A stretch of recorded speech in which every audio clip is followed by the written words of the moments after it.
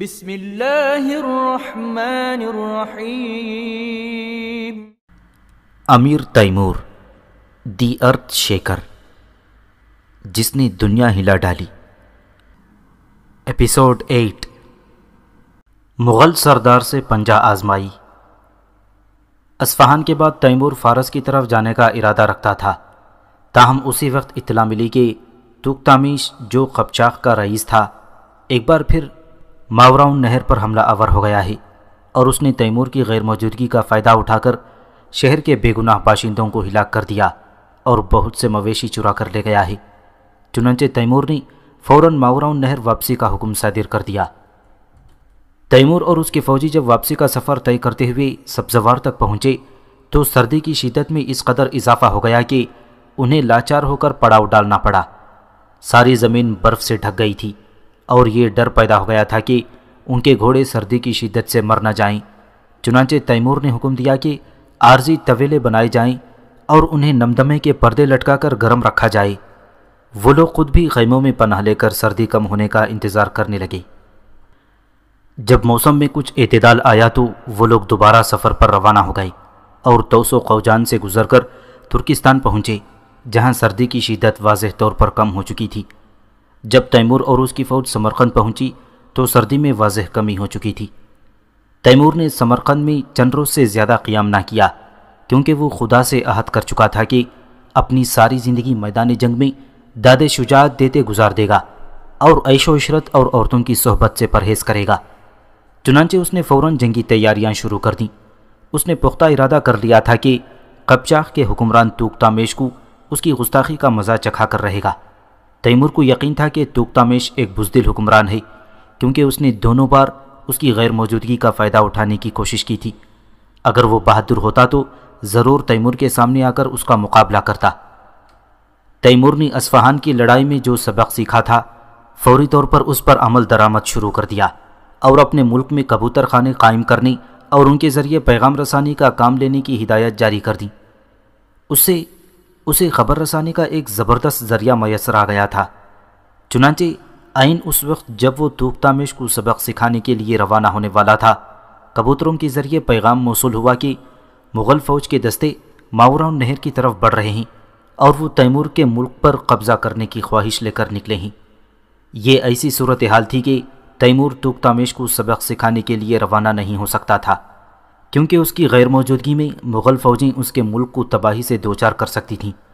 چنانچہ اس نے اپنے بیٹے شیخ عمر کو 80,000 سپاہیوں کے ساتھ قپچاق کی طرف روانہ کر دیا اور اسے ہدایت کی کہ اگر ہو سکے تو توکتامیش کا سر کاٹ کر تیمور کے لیے روانہ کر دے، اور اگر وہ بھاگ نکلے تو اس کے ملک کی اینٹ سے اینٹ بجا کر واپس آ جائے۔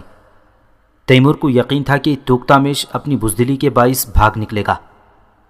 دوسری طرف کبوتروں کے ذریعے پیغام پہنچ رہے تھے، جن سے معلوم ہوا کہ مغل فوج کا سردار بیلورگن نامی شخص ہے، جو خود کو چنگیز خان کا جانشین قرار دیتا ہے اور دنیا فتح کرنے کی غرض سے نکلا ہے، اور اپنی اس خواہش پر عمل کرنے کے لیے تیمور کا ملک فتح کرنے آ رہا ہے۔ تیمور نے دل میں کہا کہ اے تیمور، تجھے ثابت کرنا ہوگا کہ چنگیز خان کا اصل جانشین تو ہے، بیلورگن نہیں۔ کبوتروں کے ذریعے اگلا پیغام یہ آیا کہ مغل فوج تقریباً 1,20,000 سپاہیوں پر مشتمل ہے، تاہم وہ بے حد مست روی سے آگے بڑھ رہی ہے۔ ابھی تیمور کے کبوتر خانے مکمل نہیں ہوئے تھے، اس لیے وہ یہ معلوم نہ کر سکا کہ مغل فوج کی سست رفتار کی اصل وجہ کیا ہے۔ تاہم اس نے سمرقند سے نکل کر دشمن کا سامنا کرنے کا فیصلہ کر لیا۔ تیمور کو برابر اطلاعات مل رہی تھیں کہ دشمن فوج کس طرح سے ان پر حملہ آور ہونے کے لیے آ رہی ہے۔ چنانچہ اس نے 70,000 سپاہیوں کی فوج تیار کی اور مشرق کی جانب روانہ ہو گیا۔ اس نے اپنے ہر سپاہی کے لیے 2 فالتو گھوڑے فراہم کیے اور انہیں 20 دستوں میں تقسیم کر کے جلد از جلد دشمن کے سر پر پہنچنے کی ہدایت کی۔ تیمور اور اس کے سپاہی تیزی سے سفر کرتے ہوئے دشمن کے نزدیک پہنچ گئے۔ وہ سارے راستے گھوڑے تبدیل کرتے اور تھکے ہوئے گھوڑے کی پیٹھ سے تازہ دم گھوڑے کی پیٹھ پر منتقل ہوتے رہتے۔ دشمن کے نزدیک پہنچ کر تیمور نے 2 ہراول دستے آگے روانہ کیے تاکہ وہ دشمن کی حرکات و سکنات سے آگاہ کر سکیں۔ پہلے ہراول دستے نے پیغام بھیجا کہ دشمن کی فوج بہت بڑی ہے، تاہم ان کے پاس فالتو گھوڑے نہیں ہیں۔ تیمور سمجھ گیا کہ ان کی سست روی کی اصل وجہ یہی تھی۔ بیلورگن جو خود کو چنگیز خان کا جانشین قرار دیتا تھا، اس بات سے بے خبر تھا کہ چنگیز کی کامیابیوں کے پس پردہ اہم ترین وجہ یہ ہے کہ اس کے ہر سپاہی کے پاس ایک فالتو گھوڑا ہوتا تھا، اور وہ لوگ طویل فاصلہ بھی تیزی سے طے کر کے دشمن کے سر پر پہنچ جایا کرتے تھے اور اچانک ہلہ بول کر دشمن کا صفایا کر دیتی تھی۔ تیمور نے اب اپنی سپاہیوں کو جنگی سفارائی کا حکم دیا اور 5000 سپاہیوں کو یہ ذمہ داری سونپی کہ جنگ چھڑ جانے پر وہ 1,40,000 فالتو گھوڑوں کی دیکھ بھال کا کام سنبھالی۔ پھر اس نے اپنے باقی 65,000 سپاہیوں کو 4 دستوں میں تقسیم کر دیا، جن میں سے 3 15,000 اور چوتھا 20,000 سپاہیوں پر مشتمل تھا۔ ان میں سے 15,000 کے تینوں دستے فوج کے دائیں بائیں اور مرکزی حصوں کی تشکیل کرتے، جبکہ چوتھا دستہ فاضل فوج کے طور پر استعمال ہوتا۔ ہراول دستے کی اطلاعات کے مطابق دشمن اب تک ان کی موجودگی سے بے خبر تھا، جو بیلورگن کی نالائقی کا واضح ثبوت تھا۔ اگرچہ تیمور اسی وقت شبخون مار کر دشمن پر حملہ بول سکتا تھا، مگر اس نے یہ سوچ کر ایسا نہیں کیا کہ ایک تو دشمن کی تعداد بہت زیادہ ہے اور اتنی بڑی فوج پر اندھیرے میں شبخون مارنے سے سپاہیوں میں افراتفری پھیل جانے کا خطرہ ہوتا ہے اور وہ اپنے ساتھیوں کی پہچان بھی نہیں کر پاتے۔ دوسری وجہ یہ تھی کہ تیمور بیلورگن کو زندہ گرفتار کر کے اس سے پوچھنا چاہتا تھا کہ اسے چنگیز کی اولاد پر حملہ کرنے کی جرأت کیسے ہوئی۔ بیلورگن کی نالائقی کا ایک اور ثبوت یہ تھا کہ اس نے اب تک ہراول دستے کو آگے بھیجنا بھی ضروری خیال نہیں کیا تھا، اور چونکہ ماوراؤن نہر ابھی کافی فاصلے پر تھا، اس لیے اسے قطعی امید نہ تھی کہ اسے فوری جنگ کا سامنا کرنا پڑ سکتا ہے۔ بہرحال تیمور نے دشمن کو اپنی موجودگی سے لا علم رکھنے کے لیے جگہ جگہ پہرے بٹھا دیے اور ہراول دستے بھی واپس بلوا لیے، اور صرف چند لوگوں کو پہرے پر بیٹھا رہنے دیا جو انہیں پل پل کی خبر دینے کے ذمہ دار تھی۔ اب تیمور کی فوج اور دشمن کے درمیان صرف 4 فرسنگ کا فاصلہ رہ گیا تھا۔ یہاں اس نے فالتو گھوڑوں کو ان کی حفاظت کی ذمہ دار سپاہیوں کے حوالے کر دیا اور باقی سپاہیوں کو حکم دیا کہ وہ آرام کریں اور اپنے گھوڑوں کو بھی تازہ دم ہونے دیں۔ ٹھیک آدھی رات کے وقت تیمور نے فوج کو روانگی کا حکم دے دیا۔ چونکہ ابھی صبح ہونے میں کافی وقت تھا، اس لیے وہ لوگ چہل قدمی کے انداز میں آگے بڑھ رہے تھے۔ جیسے ہی پو پھٹی اور سورج کی پہلی کرن نمودار ہوئی تو تیمور نے جنگی صف بندی کا حکم دیا۔ اس کے دائیں بائیں دستوں نے جگہ سنبھال لی، جبکہ وہ خود مرکزی حصے میں موجود تھا۔ سفارائی کا کام تقریباً 1 گھنٹے میں مکمل ہو گیا۔ چونکہ انہیں ایک سوار فوج کا سامنا کرنا تھا، اس لیے تیمور نے اپنے ہر سپاہی کو ایک نیزہ بھی فراہم کیا تھا کہ لڑائی کے دوران نیزے کی مدد سے دشمن کو نیچے گرا سکی۔ نیز اس کے ہر سپاہی کے پاس تلوار، کمند اور تیر و کمان بھی تھا۔ تاہم اس نے اپنے سپاہیوں کو اجازت دے دی کہ اگر وہ لڑائی کے دوران چاہیں تو نیزہ پھینک سکتے ہیں، تاکہ اسے سنبھالنا ان کے لیے دشواری کا سبب بن جائے۔ جب سورج کی روشنی پھیلی تو تیمور اور اس کی سپاہی ایک ہموار میدان میں کھڑے تھے۔ اب وہ خود کو چھپا نہ سکتے تھے، مگر دشمن نے اب بھی انہیں نہ دیکھا، کیونکہ وہ اپنے خیموں میں غافل پڑے سو رہے تھے۔ تیمور کو یقین ہو گیا کہ مغل حکمران بیلورگن جنگی فنون سے بے بہرا لاپرواہ انسان ہے، اور اسے یہ بھی یقین ہو گیا ہے کہ مغلوں کا زوال یقینی ہو چکا ہے۔ تیمور نے اشارہ کیا اور اس کی فوج حملے کے لیے تیار ہو گئی، مگر اس سے پہلے اس نے اپنی فوج کی سمت تبدیل کر دی، تاکہ جب وہ حملہ کریں تو سورج ان کی آنکھوں میں نہ پڑے، بلکہ وہ مشرق سے مغرب کی طرف صف آ رہا تھی۔ 45,000 سواروں کی یکساں حرکت سے جو جنوب سے شمال کی طرف ہوا میں اڑے جا رہے تھے، ایک ایسا حیران کن منظر نظر آ رہا تھا جس کی مثال دینا ناممکن ہے۔ یوں لگتا تھا جیسے سورج بھی ان کا نظارہ کرنے میں مشغول ہے۔ ان کے پیچھے 20,000 فاضل فوج کا دستہ تھا، اس کی صفیں بھی مشرق سے مغرب کی طرف پھیلی ہوئی تھیں۔ تیمور کو گھوڑا دوڑاتے ہوئے یوں لگ رہا تھا جیسے زمین اس کی فوج کی حرکت سے کانپ رہی ہو، اور وہ اپنے جوش اور ولولے کے باعث حلق سے نکلنے والا طویل نعرہ نہ روک سکا اور بے اختیار ہو کر نعرہ کرنے لگا۔ دیکھتے ہی دیکھتے فوج کے ہر حصے سے فلک شگاف نعرے بلند ہونے لگی، اور ایسا غوغا پیدا ہوا کہ حشر کا سا سما نظر آنے لگا۔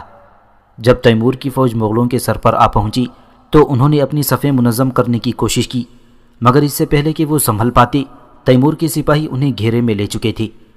جب وہ لوگ مغلوں کی چھاؤنی میں داخل ہوئے تو انہیں یوں لگا جیسے بھیڑ بکریوں کے گلے میں گھس گئے ہوں، کیونکہ وہ اس قدر بدحواس اور خوفزدہ تھی کہ اپنی تلواریں بھی برآمد نہ کر سکے۔ چھاؤنی کے صرف چند حصوں میں مزاحمت ہوئی، جس سے تیمور کے چند سپاہی مارے گئے، مگر باقی جگہوں پر تیمور کے سپاہیوں نے ایسا قتل عام کیا کہ آسمان کانپ اٹھا اور زمین لرز اٹھی۔ تیمور حیران تھا کہ خود کو چنگیز کی نسل قرار دینے والے مغل اس قدر کمزور اور ناتوان تھے کہ ان کے سامنے بچوں سے زیادہ اہمیت نہ رکھتے تھے۔ تیمور نے حکم دے رکھا تھا کہ بیلورگن کو زندہ گرفتار کیا جائے، چونکہ مغل فوج اس کے گھیرے میں آ چکی تھی، لہٰذا جلد بیلورگن اور اس کے سرداروں کو تیمور کے سامنے گرفتار حالت میں پیش کر دیا گیا۔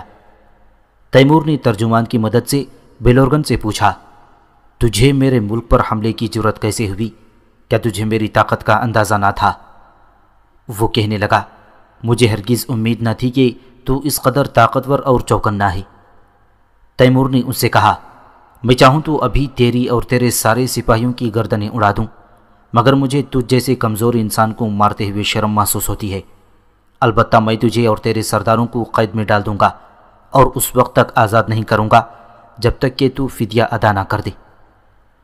بیلورگن نے اپنی فوج کے آدھے گھوڑے دینے کی پیشکش کی، مگر تیمور نے ڈپٹ کر کہا، ان گھوڑوں کی تو بات ہی نہ کر، کیونکہ یہ مال غنیمت کے طور پر اب ہماری ملکیت ہیں۔ اپنی اور اپنے سرداروں کی جان بخشی کے لیے کوئی اور چیز فدیہ کر۔ 2 دن تک فدیے کے بارے میں مذاکرات کے بعد طے پایا کہ بیلورگن اپنی آزادی کے لیے 60,000 گھوڑے اور 2.5 لاکھ بھیڑیں ادا کرے، جبکہ ہر افسر کو رہائی کے لیے 1000 گھوڑے دینا ہوں گے۔ تیمور نے بیلورگن اور اس کے سرداروں کو اس وقت تک رہا کرنے سے انکار کر دیا جب تک کہ مغلستان سے گھوڑے اور بھیڑیں نہ پہنچ جائیں۔ البتہ اس نے اجازت دے دی کہ مویشیوں کو چھوٹے چھوٹے گلوں کی صورت میں پہنچایا جائے حتیٰ کہ مطلوبہ تعداد پوری ہو جائے۔ تیمور نے وہ سال اپنے ملک کی ترقی اور فوج کے معاملات کو بہتر بنانے میں صرف کیا۔ اس کے ساتھ ساتھ اس نے اپنے بیٹوں کی تربیت پر توجہ دی۔ انہی دنوں تیمور نے خواب میں دیکھا کہ اس کے سامنے 7 شیر خوار بچے بیٹھے ہیں۔ ان میں 4 کے نام وہ جانتا تھا، یعنی جہانگیر، شیخ عمر، میران شاہ اور شاہ رخ۔ باقی 3 بچوں کے ناموں سے وہ ناواقف تھا۔ ان میں سے شاہ رخ کے سر پر پہاڑی گائے کی دم لٹک رہی تھی۔ اگلے دن جواب کی تعبیر بیان کرنے والوں نے بتایا کہ تیمور 7 بیٹوں کا باپ بنے گا۔ ان میں سے 4 اس وقت دنیا میں آ چکے تھے، جبکہ باقی 3 آنے والے تھے۔ البتہ تعبیر بتانے والوں میں سے کسی نے شاید جان بوجھ کر شاہ رخ کے سر پر لٹکتی گائے کی دم کی تعبیر نہ بتائی۔ تیمور نے از خود اندازہ لگا لیا کہ شاید شاہ رخ اس کی جگہ لینے کی صلاحیت رکھتا ہو۔ شاہ رخ اس وقت سب سے چھوٹا ہونے کے باعث تیمور کو بے حد عزیز تھا اور وہ اسے ایک نڈر، بے باک اور جنگجو انسان بنانا چاہتا تھا۔ تیمور کو اپنے بیٹے شیخ عمر کی جانب سے مسلسل پیغامات موصول ہو رہے تھے۔ اس نے بتایا تھا کہ اس کا اور توغتامیش کا دوبارہ آمنا سامنا ہو چکا ہے، مگر کوئی خاطر خواہ نتیجہ برآمد نہ ہو سکا۔ کچھ عرصے بعد شیخ عمر کی طرف سے پیغام موصول ہوا کہ اسے فوراً امداد کی ضرورت ہے۔ پیغام سے واضح ہوتا تھا کہ اگر اسے فوراً مدد نہ پہنچی تو اس کی فوج فنا ہو جائے گی، مگر تیمور ابھی اس کی مدد کو نہیں جا سکتا تھا۔ ایک تو اسے ابھی مغل فوج کے سردار بیلورگن اور دیگر افسروں کا فیصلہ کرنا تھا۔ وعدے کے برخلاف اب تک ان کی طرف سے کوئی مویشی موصول نہیں ہوئے تھے اور مقررہ وقت قریب پہنچ رہا تھا۔ دوسرا، اسے موسم بدلنے کا بھی انتظار کرنا تھا۔ جب مقررہ تاریخ تک بیلورگن کے فدیے کے لیے کوئی مویشی نہ پہنچے تو اس نے اپنے جلادوں کو حکم دیا کہ ان سب کی گردنیں اڑا دی جائیں۔ بیلورگن نے گڑ گڑاتے ہوئے رحم کی اپیل کی، مگر تیمور نے کہا، تو نہ صرف حربی کافر ہے بلکہ ایک دروغ گو انسان بھی ہے۔ تو نے جھوٹ بول کر میرا بہت سا وقت برباد کیا ہے۔ اب مقررہ مہلت ختم ہو چکی ہے اور مجھ پر لازم ہے کہ تم سب کو انجام سے دوچار کروں۔ اگلے ہی لمحے بیلورگن اور اس کے سرداروں کی گردنیں ہوا میں اڑا دی گئیں۔ اس کے بعد تیمور 1 لاکھ سپاہیوں کے ساتھ مغرب کی طرف روانہ ہو گیا۔ اس دوران تیمور نے کئی ہراول دستے آگے روانہ کیے جن کے ذمے خوراک اور دیگر ضروری اشیاء فراہم کرنا تھا۔ ہراول دستوں نے دریائے آب سگون تک مطلوبہ اشیاء فراہم کر دی تھیں۔ تیمور کو اب دریائے آب سگون کے شمال سے آگے بڑھنا تھا۔ اس کا بیٹا شیخ عمر بھی اسی راستے سے آگے گیا تھا، مگر شیخ عمر بہار کے موسم میں یہاں سے گزرا تھا، جبکہ تیمور کو سردیوں کے موسم میں وہاں سے گزرنا تھا۔ بہرحال تیمور نے ہراول دستے کو حکم دیا کہ اب وہ دریائے ترخان کے کنارے اشیاء خوردونوش کے بڑے بڑے ڈھیر لگا دیں اور ایندھن اور چارہ بھی فراہم کر دیں اور اس کے بعد قبچاق کی طرف روانہ ہو جائیں۔ تیمور جب اپنی فوج کے ساتھ دریائے آب سگون کے شمال کی طرف روانہ ہوا تو ایک سردی کی شدت میں زبردست اضافہ ہو گیا۔ شدید سردی میں تیمور خود اور اس کے سپاہی اذیت میں مبتلا تھے۔ ان کے گھوڑوں کی خوراک خشک چارہ تھی اور وہ چونکہ مسلسل بھاگ رہے تھے اس لیے انہیں ٹھنڈ کا زیادہ احساس نہ تھا، مگر تیمور اور اس کے سپاہیوں کے لیے سفر جاری رکھنا بہت مشکل ہو رہا تھا۔ تیمور دریائے ترخان تک پہنچے بغیر قیام نہ کرنا چاہتا تھا، اس لیے رکنے کا حکم نہیں دے رہا تھا۔ آخرکار جب وہ دریائے ترخان کے کنارے پہنچ گئے تو تیمور نے فوراً پڑاؤ کا حکم دے دیا۔ وہاں انہوں نے پہلے موجود عارضی طبیلوں میں گھوڑوں کو باندھا اور خود خیموں میں گھس گئے۔ تیمور نے اپنے سرداروں کو ہدایت کی کہ سپاہیوں کو خوب آرام دیں، کیونکہ آگے سخت اور دشوار سفر درپیش تھا اور انہیں مسلسل سفر کرنا تھا۔ 4 دن تک آرام کے بعد وہ پھر سفر پر روانہ ہو گئے، مگر اس بار انہیں دریا کو عبور کرتے ہوئے زبردست مشکلات سے گزرنا پڑا۔ شدید سردی کے باعث دریا کا پانی بھی منجمد ہو چکا تھا، گھوڑوں کے پیر پھسل رہے تھے اور ان میں سے بعض کی ٹانگیں اور ہاتھ ٹوٹ گئے۔ دراصل تیمور اس علاقے کے تقاضوں سے ناواقف تھا۔ انہیں معلوم ہوا کہ مقامی لوگ اس طرح کے حالات میں گھوڑوں کے لیے مخصوص نالیں تیار کرتے ہیں اور انہیں باندھتے ہیں جس سے وہ یک بستہ زمین پر بآسانی چل سکتے ہیں، مگر تیمور اور اس کے سپاہیوں کو بہت کم مقدار میں مطلوبہ نالیں دستیاب ہو سکیں، اور جو ہو سکیں وہ بھی ان کے لیے عذاب بن گئیں، کیونکہ ان کے گھوڑے ان نالوں کے عادی نہ تھے اور بالکل ناکارہ بن جاتے تھے۔ تیمور کے افسروں نے بھی اس بات کی شکایت کی کہ نال کی تبدیلی سے ان کے گھوڑے ایسے ہو گئے جیسے کہ لنگڑے ہو چکے ہوں۔ چنانچہ انہوں نے دوبارہ پرانی نالیں گھوڑوں کو باندھیں تاکہ وہ کم سے کم چل تو سکیں۔ تیمور کو احساس تھا کہ اگر وہ رک گئے تو سب کے سب سردی کی شدت سے ہلاک ہو جائیں گے۔ تیمور کو اگرچہ ان منجمد سرزمینوں کے تقاضوں اور حالات کا کوئی علم نہ تھا، پھر بھی اس نے ہر ممکن حد تک نمدہ فراہم کرنے کی کوشش کی تاکہ سپاہیوں اور گھوڑوں کو سردی کی شدت سے بچایا جا سکے۔ کچھ دور آگے جا کر انہیں ایسی برفانی ہواؤں کا سامنا کرنا پڑا کہ تیمور یہ سوچنے پر مجبور ہو گیا کہ اگر وہ یوں ہی آگے بڑھتے رہیں تو سارے گھوڑے اور سپاہی ٹھٹر کر مر جائیں گے۔ چنانچہ اس نے فوری طور پر ٹھہرنے کا حکم جاری کرتے ہوئے گھوڑوں کے لیے عارضی طویلے بنائے۔ ان طویلوں میں ان کے گھوڑے تو نسبتاً محفوظ ہو گئے، مگر وہ لوگ خود زبردست عذاب میں مبتلا تھے۔ برف باری مسلسل جاری تھی اور انہیں برف صاف کرنے کا کام بھی انجام دینا پڑ رہا تھا۔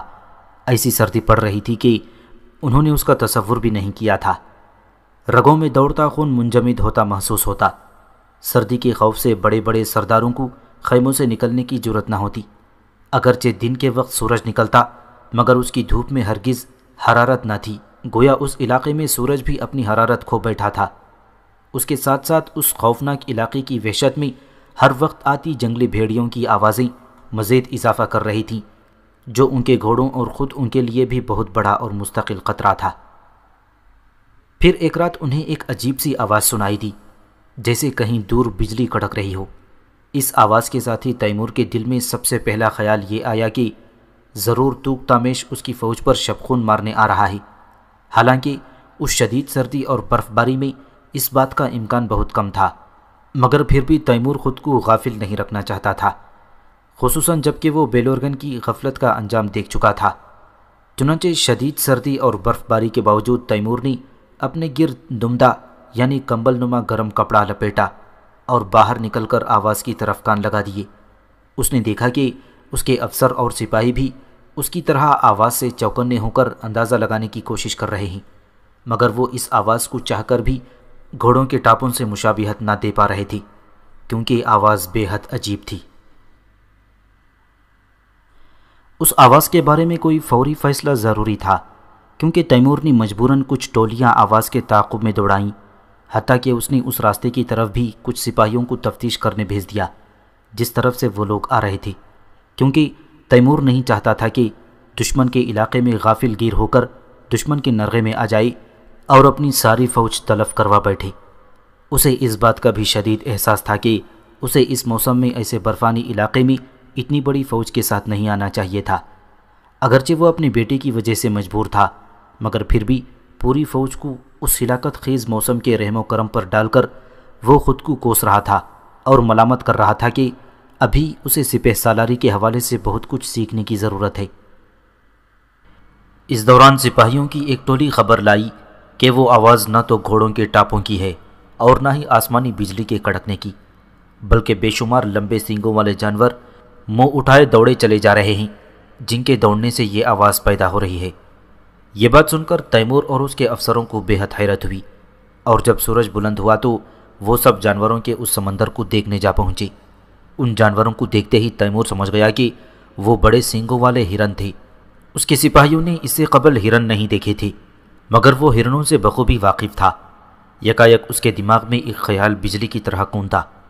ہرنوں کا وہ غلہ اس قدر طویل تھا کہ دونوں جانب سے ان کا سرا دکھائی نہ دیتا، اور یوں لگتا تھا کہ ان کا یہ سفر کبھی ختم نہ ہوگا۔ اسی وجہ سے اچانک تیمور کو یہ خیال آیا کہ یہ ہرن دراصل ان کے لیے عطیہ خداوندی ہے، اور اسے اجاڑ بیاباں میں جہاں برف کے سوا کچھ نہیں ملتا، تو یہ ہرن ان کے لیے ایک خاص نعمت ثابت ہو سکتے تھی۔ چنانچہ تیمور نے فوراً ان ہرنوں کے شکار کا حکم دے دیا۔ اس کے سپاہی فوراً شکار میں لگ گئے، اور سورج ڈوبنے تک انہوں نے اس قدر ہرن شکار کر لیے کہ انہیں سنبھالنا مشکل ہو گیا۔ تاہم حیرت انگیز بات یہ تھی کہ ہرنوں کا غلہ اب بھی وہاں سے اسی طرح گزر رہا تھا، اور ابھی بھی ان کا سفر ختم ہونے کی کوئی آثار نہ تھی۔ اس رات وہ ان ہرنوں کو اپنے خیمے میں لانے کا کام انجام دیتے رہے، اگرچہ انہوں نے بھوکے بھیڑیوں کا حصہ وہیں چھوڑ دیا، مگر پھر بھی بھیڑیے ان ہرنوں کی لاشوں پر بری طرح ٹوٹ رہے تھے، اور انہیں باقاعدہ مقابلے کر کے بھیڑیوں کو پیچھے ہٹانا پڑ رہا تھا۔ بہرحال انہوں نے اس قدر زیادہ ہرن حاصل کر لیے تھے کہ وہ کافی عرصے کے لیے ان کی ضرورت پوری کر سکتے تھے۔ ان ہرنوں میں سے جوان ہرنوں کا گوشت تو آسانی سے گل جاتا تھا، مگر بوڑھے ہرنوں کا گوشت آسانی سے نہ گلتا، اور اسے چبانے میں کافی دقت پیش آتی۔ اس کا حل انہوں نے یہ نکالا کہ ان ہرنوں کو برف میں دبا دیتے تو ان کا گوشت بھی نرم اور بآسانی گلنے والا ہو جاتا۔ یکبستہ ہواؤں نے انہیں اس قدر شدت سے گھیر لیا تھا کہ وہ آگے بڑھنے سے معذور تھے۔ تیمور کو اپنے بیٹے کے بارے میں عجیب خیالات گھیرے رہتے، کیونکہ اس کے بارے میں کوئی اطلاع موصول نہیں ہو رہی تھی۔ اگرچہ وہ ذہنی طور پر اپنے بیٹے کی موت کی اطلاع کے لیے تیار تھا، مگر اس حوالے سے فکر مند بھی تھا۔ اسے یہ فکر بھی لاحق تھی کہ اگر توکتامیش نے اس کے بیٹے کو زندہ گرفتار کر لیا تو وہ اسے بھی مشکل میں ڈال سکتا تھا۔ چنانچہ یہ عجیب بے قراری اس پر طاری تھی، اور اسی سبب اس نے فوج کو چلنے کا حکم دے دیا۔ کچھ دن مزید یوں ہی گزر گئے۔ تیمور کا خیال تھا کہ موسم میں اعتدال آ جائے گا، مگر موسم کی شدت میں مزید اضافہ ہو گیا۔ اس قدر یکبستہ برفانی ہوائیں چلیں کہ انہیں خود کو ٹھنڈ سے بچانا مشکل لگنے لگا۔ جیسے ہی ٹھنڈی برفانی ہوا ان کے چہروں سے ٹکراتی تو یوں محسوس ہوتا کہ جیسے چھریاں چل رہی ہوں۔ اگر کسی کے جسم کا کوئی حصہ ننگا رہ جاتا تو سردی کی شدت سے فوراً سیاہ پڑ جاتا۔ اس کے گھوڑوں کا بھی برا حال تھا۔ اس کے راستے کی برف بھی ٹھوس شکل اختیار کر چکی تھی، اور انہیں یوں محسوس ہوتا جیسے وہ شیشے پر چل رہے ہوں۔ ان کے متعدد گھوڑے پھسلنے سے ہلاک یا شدید زخمی ہو کر بیکار ہو گئے تھی۔ تیمور خود بھی شدید سردی محسوس کر رہا تھا، مگر جلد سے جلد شیخ عمر تک پہنچنے کے لیے وہ فوج کو رکنے کے لیے نہ کہہ رہا تھا۔ تیمور کے سرداروں میں عبداللہ نامی ایک شخص بھی تھا، اور اپنی قابلیت خصوصاً عربی سے واقفیت اور پڑھا لکھا ہونے کی وجہ سے اس کے پسندیدہ ترین سرداروں میں شامل تھا۔ عبداللہ تیمور کے سامنے ایسی باتیں بھی کہہ جاتا جو دوسرے افسر کرنے سے گھبراتے۔ ایک روز عبداللہ تیمور کے پاس پہنچا اور کہنے لگا، اے امیر، کیا کر رہے ہو؟ اس خوفناک سردی میں کیوں چلتے رہنے پر اصرار کر رہے ہو؟ اگر ہم یوں ہی چلتے رہیں تو یقین جانو شام ہوتے ہوتے پوری فوج فنا ہو جائے گی۔ جب عبداللہ یہ باتیں کر رہا تھا تو تیمور کو سامنے دور افق پر ایک سیاہ دھبا دکھائی دیا۔ اسے گمان گزرا کہ شاید وہاں درختوں کا جھنڈ ہے۔ اگرچہ اس برفانی موسم میں درختوں کے جھنڈ کی کوئی امید نہ تھی، پھر بھی اس نے سیاہ دھبے کی طرف اشارہ کر کے عبداللہ سے کہا، جب ہم اس مقام پر پہنچ جائیں گے تو میں پڑاؤ کا حکم دے دوں گا۔ جب دن کا کچھ اور حصہ گزر گیا تو اچانک آسمان پر سیاہ بادل چھا گئے، مگر ان کا فائدہ یہ ہوا کہ جسموں کو منجمد کر دینے والی برفانی ہوائیں کچھ دیر کے لیے رک گئیں۔ تاہم سیاہ بادلوں کی وجہ سے سفید پوش زمین بھی کالی نظر آ رہی تھی۔ پھر بھی تیمور اور اس کی سپاہی اس سیاہی کو برفانی ہواؤں سے بہتر خیال کر رہے تھے۔ جب وہ اس سیاہ دھبے کے نزدیک پہنچے تو یہ دیکھ کر حیران رہ گئے کہ واقعی وہاں درختوں کا جھنڈ تھا۔ تاہم تاریکی اس قدر پھیل چکی تھی کہ انہیں درخت بھی کالے نظر آ رہے تھے۔ چونکہ ہوا اب آندھی کی صورت نہ چل رہی تھی، لہٰذا انہوں نے درختوں کے ساتھ خیمے کھڑے کرنے کے علاوہ گھوڑوں کے طویلے بھی بنا لیے۔ پھر کچھ درخت گرا کر ان کی لکڑی کو آگ دکھائی۔ حیرت انگیز طور پر ان کی لکڑی نے فوراً آگ پکڑ لی، اور جب دھواں بیٹھ گیا تو انہوں نے جلتی ہوئی لکڑیاں طویلے کے اندر رکھ لیں تاکہ گھوڑے کچھ حرارت محسوس کر سکیں۔ وہ دن ایسا سیاہ اور بھیانک تھا کہ تیمور نے اس وقت تک اتنا تاریک دن نہ دیکھا تھا۔ ایسی حالت میں اس پر عجیب سی کیفیت طاری ہو رہی تھی۔ چنانچہ اس نے اپنے افسروں کو مشورے کے لیے طلب کر لیا اور ان کے سامنے سارے حالات رکھتے ہوئے کہنے لگا، ہمارے پاس گھوڑوں کے لیے چارہ بالکل نہیں، اب ہمیں انہیں خشک چارے کے نوالے دینے ہوں گے، وہ بھی محدود مقدار میں، اور خود ہمارے لیے اشیاء خوردنی کی کمی ہے۔ صاف پانی کی دستیابی بھی بڑا مسئلہ ہے۔ اگرچہ میں نے برف کو پگھلا کر پانی حاصل کرنے کی ہدایت کی ہے، مگر ہمارے پاس بڑے برتن بھی محدود ہیں۔ میں یہ باتیں اس لیے بتا رہا ہوں کہ ہمیں اب ہر حال میں کوچ کرنا ہوگا، ورنہ ہم ٹھٹر کر مر جائیں گے۔ اور اب میں تم لوگوں سے پوچھنا چاہوں گا کہ کیا تم میں سے کسی کو اندازہ ہے کہ میرا بیٹا شیخ عمر اور اس کی فوج اس وقت کہاں ہوگی؟ ایک افسر کہنے لگا، اے امیر، میرا خیال ہے تمہارا بیٹا باب الابواب میں ہے۔ باب الابواب کا نیا نام دربند ہے۔ تاہم عبداللہ نے اس کی تردید کرتے ہوئے کہا، شیخ عمر باب الابواب کیسے پہنچ سکتا ہے؟ اس نے پانی کا راستہ اختیار نہیں کیا کہ ہم کہہ سکیں کہ وہ کشتیوں کے ذریعے وہاں پہنچا ہوگا۔ میرے خیال سے تو وہ خشکی کے راستے سے بھی وہاں نہیں پہنچ سکتا، کیونکہ نوشیروان کا بند شمال کے راستے وہاں پہنچنے میں بڑی رکاوٹ ہے۔ مزید یہ کہ اگر فرض کر لیا جائے کہ وہ جنوب کی طرف سے چکر کاٹتا ہوا باب الابواب پہنچا ہوگا تو اس صورت میں اسے آگ کی سرزمین سے گزرنا پڑا ہوگا۔ ایک افسر نے آگ کی سرزمین کے بارے میں حیرت سے دریافت کیا تو تیمور نے اسے بتایا، آگ کی سرزمین باب الابواب کے جنوب میں دریائے آبسگون کے کنارے ہے، اور اسے اس لیے آگ کی سرزمین کہتے ہیں کہ وہاں تیل کے خیمے پھوٹتے ہیں، اور ان میں سے کچھ تو اس قدر بلند ہوتے ہیں کہ ان کے شعلے آسمان سے باتیں کرتے ہیں۔ وہ افسر حسرت سے کہنے لگا، کتنے خوش نصیب ہیں وہ لوگ کہ آگ ہمیشہ ان کے پاس رہتی ہے، اور ہم ہیں کہ یہاں سردی سے ٹھٹر رہے ہیں۔ اس پر تیمور نے اسے بتایا، آگ کی سرزمین کے وہ چشمے اس قدر ہیبت ناک ہیں کہ کئی سو ذرا کے فاصلے سے بھی ان کی حرارت ناقابل برداشت ہوتی ہے، اور ان کی قریب جانے کی کوشش کرنے والا انسان فوراً جل کر بھسم ہو جاتا ہے۔ اس پر اس افسر نے حیرت سے پوچھا، اے امیر، کیا ہم آگ کی سرزمین دیکھ سکیں گے؟ تیمور نے اسے کہا، ہم پہلے لشکر کشی کے تقاضوں کے پابند ہیں، اگر موقع ملا تو آگ کی سرزمین بھی دیکھ لیں گے۔ ایک افسر نے بات کا رخ بدلتے ہوئے کہا، اے امیر، میرے خیال سے تیرا بیٹا باب الابواب میں ہے اور نہ آگ کی سرزمین میں، کیونکہ یہ دونوں علاقے دریائے آبسگون کے کنارے واقع ہیں۔ اگر شیخ عمر وہاں موجود ہوتا تو اس کا قاصد خشکی کے راستے ہم تک نہ پہنچتا۔ اس سے صاف ظاہر ہے کہ شیخ عمر پانی کے راستے سے بہت دور ہے۔ تیمور کو اس افسر کی بات سن کر بہت خوشی ہوئی، کیونکہ اس نے بالکل منطقی بات کی تھی، اور اس کا خیال اب تک تیمور کو بھی نہیں آیا تھا۔ بہرحال انہوں نے مشاورت سے طے کیا کہ اگلی صبح کوچ کیا جائے اور قیبچاق کی سرزمین میں آبادی تلاش کرنے کی کوشش کی جائے۔ اس رات دوبارہ برف باری شروع ہو گئی اور برفانی ہواؤں کی شدت میں کمی واقع ہو گئی۔ تیمور کو علم تھا کہ برف باری سے راستے نرم برف سے ڈھک جائیں گے اور وہ پھسلنے سے بچے رہیں گے۔ چنانچہ صبح اٹھتے ہی اس نے کوچ کا حکم دے دیا۔ موسم یکبستہ نہ تھا اور گھوڑے بھی پھسلے بغیر قدم اٹھا رہے تھے، لہٰذا وہ تیزی سے آگے بڑھنے لگے۔ اسی دوران آسمان پر چھائے بادلوں کی اوٹ سے اچانک سورج نمودار ہوا تو ایسی روشنی برآمد ہوئی جو ان کی آنکھوں کو اندھا کیے دیتی تھی۔ دوبارہ جب بادل چھا گئے تو انہوں نے اطمینان کا سانس لیا، تاہم جیسے ہی سورج برآمد ہوتا تو اس کی روشنی انہیں اندھا کر دیتی، اور وہ یہ سمجھنے سے قاصر تھے کہ آخر سورج کو کیا ہو گیا ہے اور وہ اس کا کیا علاج کریں۔ صرف یہ دعا ہی کرتے آگے بڑھ رہے تھے کہ سورج چھپا رہے اور بادل چھائے رہیں۔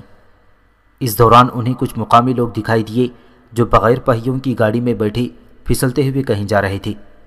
ان سب نے اپنے چہروں کو سیاہ نقاب میں چھپا رکھا تھا اور اسی کی اوٹ سے دیکھ رہے تھے۔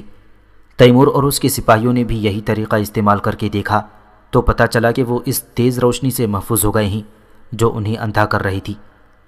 اب جس کے پاس سیاہ کپڑا تھا اس نے وہ نقاب کی طرح اوڑھ لیا، اور جس کے پاس نہ تھا اس نے گہرے رنگ کے کپڑے کا نقاب بنا لیا۔ وہ سارا دن سفر کرتے رہے۔ جب رات پھیلنے لگی تو اس وقت بھی برف باری ہو رہی تھی۔ تیمور نے سوچ رکھا تھا کہ جب تک یکبستہ ہواؤں سے بچاؤ ممکن ہو تیزی سے سفر جاری رکھے گا، مگر ہراول دستے کی جانب سے اطلاع موصول ہوئی کہ ان کے گھوڑے آگے راستہ نہیں دیکھ رہے اور وہ سفر جاری رکھنے سے معذور ہیں۔ یہ عجیب صورتحال تھی۔ تیمور پہلے ہی ایک ہراول دستے کی گمشدگی کی وجہ سے پریشان تھا جو ان کے لیے اشیاء خورد و نوش اور دیگر زاد راہ فراہم کرنے کا ذمہ دار تھا، مگر کافی عرصے سے ان کی کوئی اطلاع نہ تھی۔ اب اگر وہ رکنے پر مجبور ہو جاتے تو انہیں اشیاء خورد و نوش کی قلت کے باعث زبردست پریشانی کا سامنا کرنا پڑ سکتا تھا۔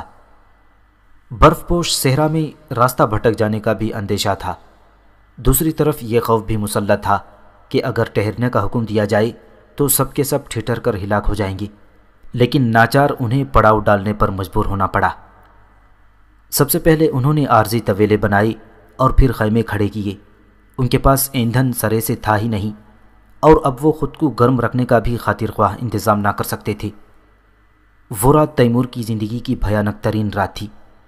اوائل شب میں کچھ دیر کے لیے اس کی آنکھ لگی، مگر ایسی ہلاکت خیز سردی پڑی کہ سردی کی شدت سے اس کی آنکھ کھل گئی اور وہ صبح تک اپنے خیمے میں چین سے لیٹ نہ سکا۔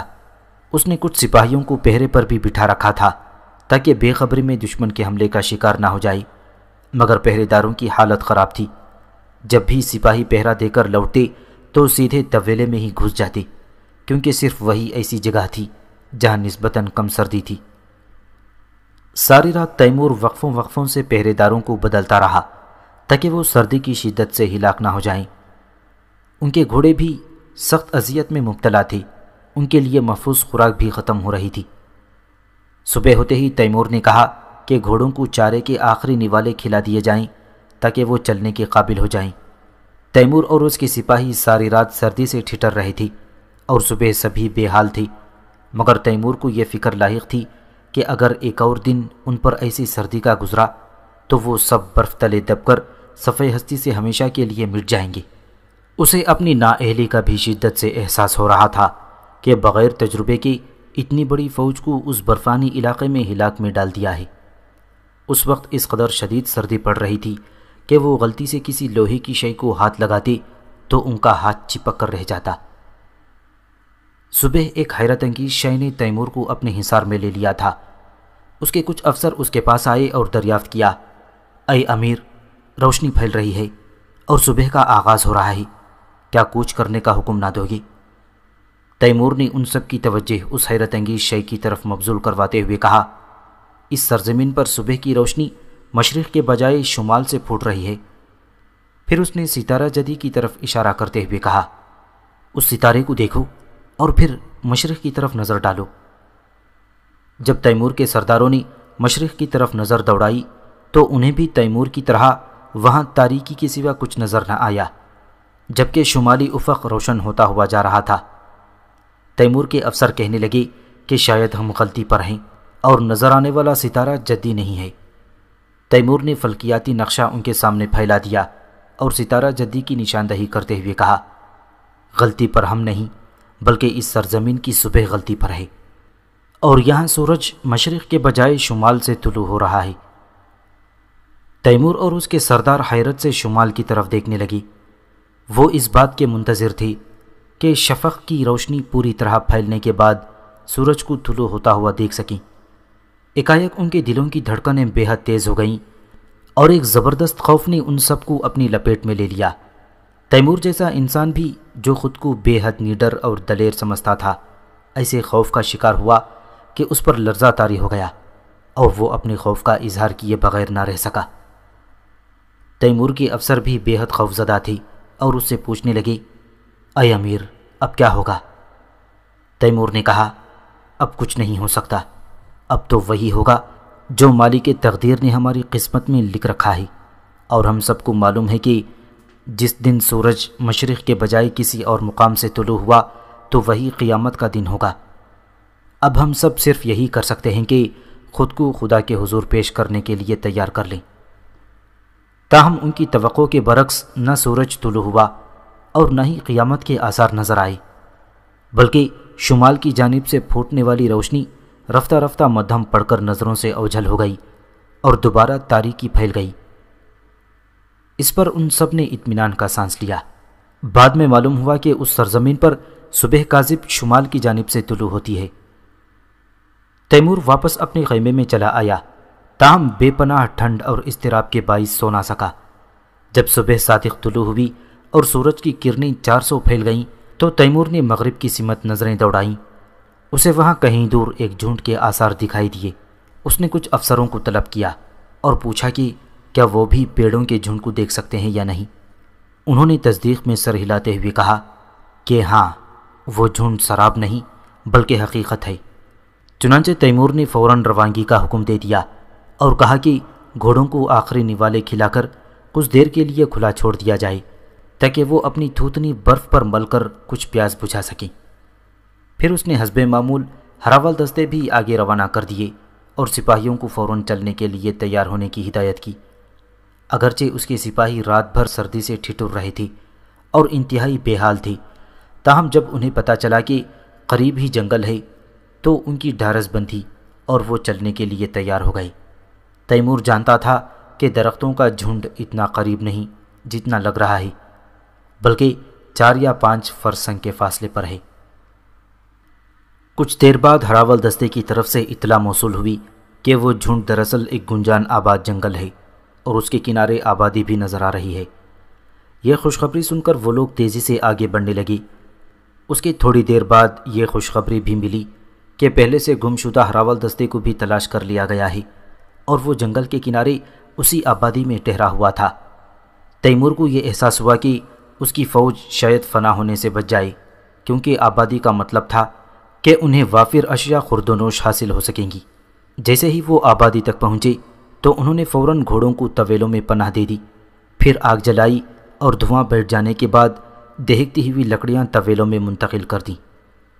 گمشدہ ہراول دستے کے کمانڈر نے بتایا کہ شدید برف باری کی وجہ سے اسے کلنا نامی اس آبادی میں رکے رہنے پر مجبور کر دیا تھا اور وہ تیمور سے رابطہ کرنے سے قاصر تھا۔ اس نے بتایا کہ شدید برف باری کی وجہ سے راستے بند ہونے سے پہلے شیخ عمر کے بارے میں اسے یہ اطلاع ملی تھی کہ وہ باب الابواب میں ہے، لیکن اب وہ کہاں ہے اس بات کا اسے کوئی پتہ نہیں۔ تیمور نے مقامی لوگوں کو اکٹھا کر کے دریافت کیا کہ یہاں سے باب الابواب کتنے دنوں میں پہنچا جا سکتا ہے۔ آبادی کا سردار کہنے لگا، اے امیر، باب الابواب تک 15 دن کا راستہ ہے، اگر تیزی سے سفر کرو تو 12 دن میں پہنچ سکتے ہیں۔ تیمور نے کہا، یعنی دن رات سفر کیا جائے تو 6 دن میں پہنچا جا سکتا ہے۔ بوڑھا کہنے لگا، ہاں، مگر اس قدر شدید برف باری کے موسم میں سیمرغ بھی کوہ قاف سے نہیں گزر سکتا، انسان کی تو بات ہی الگ ہے۔ تیمور کو خوشی ہوئی کہ وہ شخص اتنے دور افتادہ علاقے میں رہنے کے باوجود سیمرغ کے نام سے واقف تھا۔ بہرحال اس نے باب الابواب تک جانے والے راستوں کے بارے میں دریافت کیا تو بوڑھا کہنے لگا، اے امیر، اس طرف جانے والا پہاڑی راستہ اس قدر دشوار ہے کہ بعض جگہ اس کی چوڑائی 1 ذراع سے کم ہے۔ سردیوں میں وہاں سے گزرنے کی بات بھی نہیں کی جا سکتی، جبکہ گرمیوں میں بھی وہاں سے گزرنا اس قدر مشکل ہے کہ ذرا سی غفلت گھڑ سوار کو گہری کھائیوں میں پہنچا دیتی ہے۔ ان کھائیوں کی گہرائی بھی اتنی زیادہ ہے کہ اگر کوئی مسافر پگڈنڈی پر کھڑا ہو کر نیچے کھائی میں جھانکے تو اس کا سر چکرا جائے۔ بوڑھے نے اپنی بات جاری رکھتے ہوئے کہا، ایک اور راستہ بھی باب الابواب کی طرف جاتا ہے، مگر وہاں گھڑ سوار نہیں جا سکتے بلکہ صرف پیدل سفر کیا جا سکتا ہے، البتہ اس موسم میں وہاں سے پیدل بھی نہیں گزرا جا سکتا۔ تیمور نے پوچھا، یہ سب تو نے ناممکن باتیں بتائی ہیں، اب کوئی ایسا راستہ بھی بتا جس سے وہاں تک پہنچنا ممکن ہو سکے۔ بوڑھا کہنے لگا، اے امیر، اس موسم میں سوائے سمندر کے کوئی ایسا راستہ نہیں جس کے ذریعے باب الابواب تک پہنچا جا سکے، لیکن سمندر تک پہنچنا بھی ایک بہت بڑی مصیبت ہے، کیونکہ یہاں سے سمندر تک آبادی کا نام و نشان نہیں اور راستے میں کھانے پینے کی اشیاء ملنا بھی ناممکن ہے۔ لیکن اے امیر، اگر کوئی ماہر گھڑ سوار یا نیڈر پیدل مسافر کافی خوراک ساتھ لے کر چلے تو سمندر تک پہنچ سکتا ہے، بشرطے کہ وہ بھوکے بھیڑیوں سے بچا رہے۔ یہ باتیں سن کر تیمور کو اندازہ ہوا کہ اس کے پاس اس کے سوا کوئی چارہ نہیں کہ سمندر کے راستے ایک قاصد بھیج کر اپنے بیٹے سے رابطہ کرے اور خود موسم تبدیل ہونے تک وہیں رکا رہے، کیونکہ خشکی کے راستے اس کی فوج کا اس موسم میں وہاں تک پہنچنا ناممکن تھا اور سمندر تک پہنچنے کا خطرہ مول لینا خود موت کو دعوت دینے کے مترادف تھا۔ راستے میں خوراک اور آبادی کے ملنے کا کوئی امکان نہ تھا، پھر اتنی بڑی فوج کو یکبستہ سمندر کے راستے دوسری طرف پہنچانا بھی ممکن نہ تھا۔ اگرچہ تیمور کی سپاہیوں میں بہت سے تجربے کار اور سخت جان قاصد موجود تھے، مگر ان سب میں ایک نام منفرد اور سب سے الگ تھا۔ یہ سرزمین غور کے رہنے والے قاصد فتین غور کا نام تھا۔ اس شخص کو اللہ تعالیٰ نے حیرت انگیز صلاحیتوں سے نوازا تھا، وہ بغیر رکے کئی دن تک مسلسل چل سکتا تھا۔ حیرت انگیز بات یہ تھی کہ فتین غور ہموار زمینوں اور راستوں پر چلتے چلتے سو جاتا اور اسی حالت میں چلتا رہتا، البتہ غیر ہموار راستوں پر اس کی آنکھ نہ لگتی تھی۔ یہی وجہ تھی کہ وہ دیگر قاصدوں کی نسبت زیادہ تیزی سے منزل مقصود تک پہنچ جاتا۔ چنانچہ تیمور نے فتین غور کو 2 ساتھیوں کے ساتھ سمندر کے راستے باب الابواب کی طرف روانہ کیا اور اسے ہدایت کی کہ جلد سے جلد اس کے بیٹے شیخ عمر تک پہنچ کر اسے تیمور کا خط دے اور اس کا جواب لے کر آئے۔ تیمور نے ان لوگوں کو ہدایت کی کہ جب تک راستہ ساتھ دے تو گھوڑوں پر سفر کریں، اور جب ایسا ممکن نہ رہے تو بے شک گھوڑے چھوڑ کر پیدل سفر کریں۔ چونکہ فتین غور پر بھوکے بھیڑیوں کی حملے کا خطرہ تھا، اسی لیے تیمور نے اس کے ساتھ 2 ساتھی بھی بھیجے تھی تاکہ وہ بلا خوف و خطر سفر جاری رکھ سکیں۔ تیمور نے اپنے بیٹے کو خط میں لکھا تھا کہ وہ توکتامیش کے بارے میں صحیح صورتحال سے آگاہ کرے اور یہ بھی بتائے کہ وہ اس سے کب اور کیسے مل سکتا ہے۔ تیمور نے اپنے بیٹے کو لکھا تھا کہ وہ شدید برف باری اور ٹھنڈ کے باعث سفر جاری رکھنے سے قاصر ہے، تاہم جیسے ہی گائے نے سانس لی یعنی موسم تبدیل ہوا۔ دراصل قدیم مشرقی لوگوں کا خیال تھا کہ زمین گائے کے سینگوں پر کھڑی ہے، جب گائے سینگ ہلائے تو زلزلہ آتا ہے اور گہرا سانس لے تو موسم بدل جاتا ہے وغیرہ۔ جیسے ہی گائے نے سانس لی تو وہ چل پڑے گا، تاہم یہ جاننا ضروری ہے کہ وہ دونوں کس مقام پر مل سکتے ہیں۔ قاصدوں کے چلے جانے کے بعد تیمور نے ارد گرد کے علاقوں میں سخت پہرا بٹھا دیا اور سپاہیوں کو چوکنا رہنے کی ہدایت کی۔ وہ جانتا تھا کہ وہ اور اس کی فوج دشمن کی سرزمین میں ہیں اور یہ ناممکن تھا کہ توکتامیش اپنے ملک میں اتنی بڑی فوج کی موجودگی سے لا علم رہے۔ اس لیے تیمور کو یہ فکر تھی کہ کہیں توکتامیش بے خبری میں اس پر حملہ آور نہ ہو جائے، لہٰذا اس نے اپنی سپاہیوں کو راستوں کی کڑی نگرانی کرنے اور ہوشیار رہنے کی تاکید کر رکھی تھی۔ تیمور چونکہ فارغ بیٹھنا پسند نہیں کرتا تھا، اس لیے اس نے سوچا کہ کیوں نہ قریبی جنگل میں شکار پر نکلا جائے۔ مقامی لوگوں نے تجویز پیش کی کہ ریچھ کا شکار کیا جائے کیونکہ یہ بے حد دلچسپ ہے۔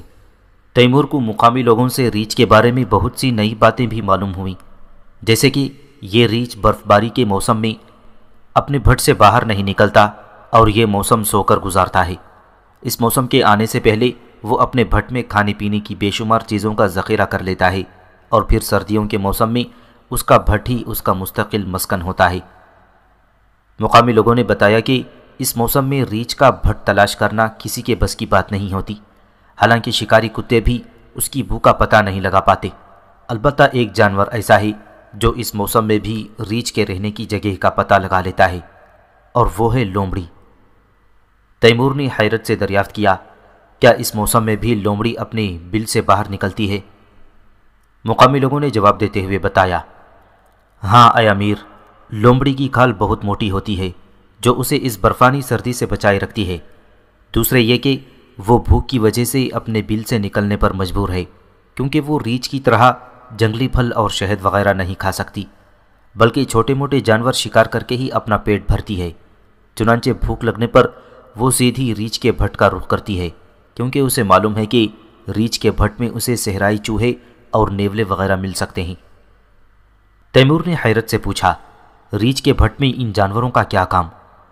اس پر مقامی لوگوں نے اسے بتایا، چونکہ ریچھ اپنے بھٹ میں اس موسم کے لیے کھانے کی چیزوں کا ذخیرہ کر لیتا ہے اور سونے کی جگہ کو شاہ بلوط کے میووں، جنگلی اناروں اور شہد سے بھر لیتا ہے، لہٰذا جب ریچھ گہری نیند سو جاتا ہے تو یہ چھوٹے موٹے جانور ریچھ کے بھٹ میں گھس جاتے ہیں اور وہیں پر ڈیرا ڈال لیتے ہیں۔ چونکہ وہ جگہ گرم ہونے کے علاوہ کھانے کی چیزوں سے بھری ہوئی ہوتی ہے، لہٰذا ان جانوروں کے لیے پیٹ کی آگ بجھانے کا بہترین وسیلہ بن جاتی ہے۔ برف باری کی وجہ سے ان جانوروں کے نشانات بھی مٹ جاتے ہیں، اس لیے وہ سوتے ہوئے ریچھ کے پہلو میں بڑی آرام دہ زندگی بسر کرتے ہیں۔ لومڑی اس راز سے بخوبی واقف ہے، لہٰذا لومڑی جانوروں کا شکار کرنے کے لالچ میں چپکے سے ریچھ کی پناہ گاہ میں پہنچ جاتی ہے اور چپکے سے اپنا شکار ہڑپ کر لیتی ہے۔ مقامی لوگوں نے مزید بتایا، ہم لوگ بھی لومڑی کے پنجوں کے نشانات کا تعاقب کرتے ہوئے ریچھ کے بھٹ تک پہنچ سکتے ہیں۔ چنانچہ شکار شروع ہوا اور مقامی لوگ لومڑی کے پنجوں کے نشانات کی تلاش میں نکل کھڑے ہوئے۔ تھوڑی ہی دیر میں انہیں اس میں کامیابی حاصل ہو گئی اور وہ ایک سمت میں ان نشانات کا تعاقب کرتے ہوئے آگے بڑھنے لگے۔ کچھ دور جا کر جب اچانک وہ نشانات ایک شگاف کے اندر معدوم ہو گئے تو ان لوگوں نے خبردار کیا۔ یہیں پر تیمور کو اس بات پر حیرت تھی کہ شکار پر نکلنے والے مقامی لوگوں میں کسی کے پاس بھی تلوار یا نیزہ وغیرہ نہیں تھا، بلکہ وہ صرف ڈنڈے ہاتھوں میں پکڑے آگے بڑھ رہے تھے۔ اسی اثنا میں مقامی لوگوں نے 2 شکاری کتے اس شگاف میں چھوڑ دیے۔ کتوں نے پوری شدت سے بھونکنا شروع کر دیا اور گہری نیند سویا ہوا ریچھ ہولناک غراہٹ کے ساتھ بیدار ہو گیا۔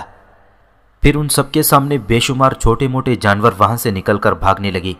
ان کے پیچھے پیچھے لومڑی بھی خون آلود تھوتنی کے ساتھ باہر نکل آئی اور تیزی سے ایک طرف بھاگ گئی۔ غالباً اس نے اسی وقت کوئی جانور شکار کیا تھا اور دعوت اڑا رہی تھی کہ یہ افتاد آن پڑی۔ چند لمحوں بعد بھورے رنگ کا ایک عظیم الجثہ ریچھ غار کے دہانے سے ظاہر ہوا اور باہر نکل کر غرانے لگا۔ تیمور نے ریچھ کو دیکھتے ہی تیر کمان میں رکھا اور ریچھ کی طرف نشانہ لینے ہی والا تھا کہ مقامی لوگ زور سے چلائے، اے امیر، ایسا نہ کرو ورنہ ریچھ کی کھال بیکار ہو جائے گی اور ساری محنت ضائع ہو جائے گی۔ اب تیمور کو پتا چلا کہ مقامی لوگ شکار کے لیے نیزہ یا تلوار کیوں نہیں استعمال کر رہے تھے۔ دراصل وہ ریچھ کی کھال کو قیمتی خیال کرتے اور اسے بغیر نقصان پہنچائے حاصل کرنا چاہتے تھے، چنانچہ وہ تلوار یا نیزے کا استعمال اس لیے نہ کرتے تھے کہ اس کی کھال پھٹنے سے بچ جائے۔ تیمور نے تیر کمان سے اتارا اور شکار کا منظر دیکھنے لگا۔ غار سے نکلنے کے بعد ریچھ ان کے سامنے اپنے پیروں پر کھڑا تھا۔ اس کی قامت اس قدر زیادہ تھی کہ تیمور کو حیرت ہوئی۔ اس کے گمان میں بھی نہ تھا کہ ریچھ اس قدر بڑا بھی ہو سکتا ہے۔ مقامی لوگوں نے بتایا کہ وہاں اس سے بھی بڑی قامت والا ریچھ پایا جاتا ہے۔ بہرحال ریچھ کے باہر نکلتے ہی مقامی لوگ ڈنڈوں سمیت اس پر ٹوٹ پڑے اور ان میں سے ایک نے تیمور کو بھی اپنی لاٹھی پیش کی کہ وہ بھی شکار میں حصہ لے، مگر تیمور نے یہ کہہ کر لاٹھی پکڑنے سے انکار کر دیا کہ میرا کام تلوار چلانا ہے، مجھے زیب نہیں دیتا کہ ڈنڈے گھماتا پھروں۔ ریچھ نے اپنے بچاؤ کی کوشش کی۔ وہ اپنا جبڑا کھول کر سر کو غصے سے دائیں بائیں جھٹکے دیتا اور سرخ زبان باہر نکال کر مقامی لوگوں پر حملہ آور ہونے کی کوشش کرتا، مگر اس کے مقابلے میں اتنے زیادہ لوگ تھے کہ وہ بوکھلا کر یہ فیصلہ نہ کر پاتا کہ کس طرف سے بچاؤ کرے، جبکہ مقامی لوگ چاروں طرف سے اس پر ڈنڈے برسا رہے تھے۔ ان لوگوں نے ریچھ پر اس قدر ڈنڈے برسائے کہ تھوڑی ہی دیر میں وہ زمین پر ڈھیر ہو گیا۔ اب تیمور ریچھ کے قریب پہنچا اور دیکھا کہ اس کی آنکھیں کھلی ہوئی ہیں مگر جسم میں جان نہیں۔ حیرت انگیز طور پر ریچھ کے جسم پر کوئی زخم کا نشان نہ تھا، گویا اس کی کھال پوری طرح محفوظ تھی۔ اس کے بعد ایک شخص آگے بڑھا اور اس نے ریچھ کی کھال میں کسی طرح ایک سوراخ بنا لیا اور پھر اس پر اپنا منہ رکھ کر پوری قوت سے ہوا بھرنے لگا، یہاں تک کہ ریچھ کا جسم پوری طرح پھول گیا۔ یہ شخص دراصل ریچھ کی کھال اتارنے کا ماہر تھا۔ اس نے پھولے ہوئے جسم سے انتہائی آسانی سے کھال اتار دی۔ کھال اتارنے کے بعد ریچھ کا گوشت مقامی لوگوں نے آپس میں بانٹ لیا اور ایک حصہ تیمور کے سامنے پیش کر دیا، مگر تیمور نے یہ گوشت لینے سے انکار کرتے ہوئے کہا، ہم مسلمان ہیں اور ریچھ کا گوشت ہمارے لیے جائز نہیں، کیونکہ ہمارا دین ہمیں صرف سومدار جانوروں کا گوشت کھانے کی اجازت دیتا ہے، جبکہ ریچھ ایک پنجے دار جانور ہے، اس لیے ہم اس کا گوشت نہیں کھا سکتے۔ ایک چیز تیمور کے لیے حیرت کا باعث تھی کہ توکتامش اس کے سامنے کیوں نہیں آ رہا۔ تیمور کو یقین ہو چلا کہ وہ اس کی اپنے ملک میں موجودگی سے بخوبی واقف ہے اور جان بوجھ کر اسے غافل گیر رہنے کے لیے سامنے نہیں آ رہا۔ تیمور کا بھیجا ہوا قاصد اس کی توقع سے بھی زیادہ جلد واپس آ گیا اور اس کے بیٹے کی طرف سے پیغام لایا کہ وہ اور اس کی آدھی فوج باب الابواب میں ہے، جبکہ اس کی آدھی فوج توکتامش سے لڑتے ہوئے مختلف جھڑپوں میں ماری گئی ہے۔ تیمور کے بیٹے شیخ عمر نے لکھا کہ وہ سمندر کے راستے ماوراؤن نہر لوٹنے کا ارادہ رکھتا تھا، مگر چونکہ آدھی فوج سے ہاتھ دھو بیٹھا تھا اور توغتامیش پر غلبہ بھی نہیں پا سکا تھا، لہٰذا اسے ڈر تھا کہ کہیں تیمور کے غضب کا نشانہ نہ بن جائے۔ اس لیے اس نے تیمور سے مدد کی درخواست کی تھی، اور اگر تیمور اس کی مدد کو نہ آتا تو وہ آخری دم تک قپچاق میں ٹہرا رہتا اور موت کو گلے لگا لیتا، مگر شکست کی ذلت لے کر ماوراؤن نہر کبھی نہ لوٹتا۔ شیخ عمر نے اپنے خط میں یہ بھی لکھا تھا کہ توغتامیش شنگری نام کے علاقے میں ٹہرا ہوا ہے، اس کے پاس 60 یا 70 ہزار سپاہی ہیں، وہ بھی برف باری کی وجہ سے ایک جگہ ٹہرے رہنے پر مجبور ہے، لیکن برف پگھلتے ہی چل نکلے گا اور سمندر یا درہ تبر کے پہاڑی علاقے سے گزرتا ہوا باب الابواب پہنچ جائے گا۔ اپنے بیٹے کا خط پڑھنے کے بعد تیمور نے مقامی لوگوں کو جمع کیا اور ان سے پوچھا کہ شنگری کہاں واقع ہے۔ معلوم ہوا کہ وہ قپچاق کا مغربی علاقہ ہے اور کالے سمندر یعنی بحر اسود کے کنارے واقع ہے۔ باتوں باتوں میں تیمور کو یہ بھی پتہ چلا کہ اگر شنگری سے باب الابواب پہنچنا ہو تو کلنا سے ضرور گزرنا ہوگا، خواہ گزرنے والا کسی بھی راستے سے آئے۔ تیمور نے اپنے بیٹے کے خط کا ذکر کسی سے نہ کیا، حتیٰ کہ فوج کے سرداروں کو بھی نہیں بتایا کہ توغتامیش اپنی فوج کے ساتھ شنگری میں ٹہرا ہوا ہے۔ دراصل وہ جانتا تھا کہ وہ اور اس کی فوج دشمن کے علاقے میں ہیں، اور اگر یہ خبر کسی بھی طرح پھیل گئی کہ تیمور توغتامیش کی شنگری میں موجودگی سے باخبر ہے تو یقیناً مقامی لوگ توغتامیش کو خبردار کر دیں گے اور تیمور کے لیے اس تک پہنچنا مزید مشکل ہو جائے گا۔ تیمور نے اپنے قاصد فتین غور کو ایک اور خط دے کر اپنے بیٹے کی طرف روانہ کیا، جس میں اسے ہدایت کی کہ وہ بحری راستے سے کچھ اس طرح روانہ ہو کہ جب موسم بدلنا شروع ہو تو وہ دوسرے ساحل تک پہنچ جائے۔ اس نے شیخ عمر کو یہ بھی ہدایت کی کہ وہ اپنے ساتھ اشیاء خوردونوش اور گھوڑوں کا چارہ لے کر چلے، کیونکہ سمندر سے کلنا تک کوئی شے دستیاب نہیں ہوتی۔ تیمور نے خط میں اپنے بیٹے کو بتایا تھا کہ وہ شنگری جا کر توغتامیش کو غافل گیر کرنا چاہتا ہے، چنانچہ جتنا جلد ہو سکے وہ بھی اپنی باقی فوج کے ساتھ کلنا پہنچ جائے۔ دوسری طرف تیمور نے کلنا تک راستوں کی جانچ پڑتال کا کام شروع کر دیا اور اپنے سپاہیوں کی ٹولیوں کو کلنا تک اس ہوشیاری سے بھیجتا رہا کہ قصبے والے یہی سمجھے کہ اس کے سپاہی آس پاس کے علاقوں میں بلا مقصد گھومتے پھرتے ہیں، لیکن دراصل تیمور 40 فرسنگ دور تک کے جغرافیائی حالات معلوم کر چکا تھا اور یہ بھی معلومات حاصل کر چکا تھا کہ اس کے راستے میں کتنی ہموار زمین اور کتنا پہاڑی علاقہ ہے۔ سردی کی وجہ سے چونکہ پانی منجمد تھا، اس لیے یہ معلوم نہ ہو سکا کہ ان کے راستے میں دریا اور نہریں کہاں واقع ہیں۔ وہ لوگ یہ معلومات مقامی لوگوں سے حاصل کر سکتے تھے، مگر تیمور نہیں چاہتا تھا کہ مقامی لوگوں کو اس کے ارادوں کا ذرا بھی علم ہو۔ جیسے ہی موسم تبدیل ہوا اور برف پگھلنا شروع ہوئی اور رات کے وقت آسمان پر اڑتی ہوئی مرغابیوں کی آوازیں سنائی دیں تو تیمور نے فوج کو روانگی کا حکم دے دیا۔ اب اسے یہ ڈر نہ تھا کہ مقامی لوگ توغتامیش کو اس کے بارے میں کوئی اطلاع پہنچا دیں گے، کیونکہ وہ جانتا تھا کہ کوئی بھی اس کی فوج سے زیادہ تیز رفتاری سے سفر نہیں کر سکتا۔ تیمور کی ہر ممکن کوشش تھی کہ دشمن کو کسی نہ کسی طرح غافل گیر کر سکے، اور ان کی کامیابی کی اولین شرط یہ بھی تھی کہ توغتامیش کو بے خبری میں جالیں۔ برف پگھلنے سے چھوٹی چھوٹی ندیاں بہنے لگی تھیں، مگر ان میں سے کوئی بھی تیمور اور اس کی فوج کی راہ میں رکاوٹ نہ بن سکیں، اور وہ تیزی سے مغرب کی طرف سفر کرتے رہے۔ اس دن وہ شام تک اور شام سے اگلی صبح تک مسلسل سفر کرتے رہے۔ اگلے دن انہوں نے خستہ حال گھوڑے بدلے اور تازہ دم گھوڑوں پر سوار ہو کر سفر جاری رکھا۔ اسی دن دوپہر کو ہراول دستوں نے اطلاع دی کہ انہیں اپنے سامنے دشمن کے لشکر کی سیاہی نظر آ رہی ہے۔ چنانچہ تیمور نے ٹھہرنے کا حکم جاری کر دیا اور جنگی صف آرائی کی ہدایت کر دی۔